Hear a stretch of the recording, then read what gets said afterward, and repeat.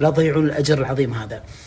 إذا اتصل عليك واحد وطلب منك حاجة أو خدمة أو معاملة، شيء يعني أنت يمكن تقدر عليه حتى ما تقدر عليه، بس تمشي في حاجة أخوك المسلم، لا تقول هذا راعي مصلحة، هذا ما يجي إلا عند الحاجة، احذر. لازم تعرف أن النبي عليه الصلاة والسلام يقول حديث عظيم: إن من الناس، في ناس يختصهم الله يختاره لمنافع الناس، الله يخليه لينفع الناس، ما بذلوها، فإذا منعوها حولها لغيرهم. إذا الله اختارك في طريق الناس وجعلك أنت الآن مقصد لقضاء حوائج الناس، ترى هذا أجر عظيم. ابن عباس رضي الله عنهما كان معتكف في المسجد، وجاء واحد قال ابن عباس عندي حاجة كذا، فقال ابن عباس قطع الاعتكاف وخرج معه. قالوا تقطع اعتكاف يا ابن عباس؟ قال والله لأن أمشي في حاجة أخوي المسلم أحب إلي من اعتكافي في المسجد شهر. لا تضيع الأجر. احنا بنسوي خير، قطع بحر حسناتك.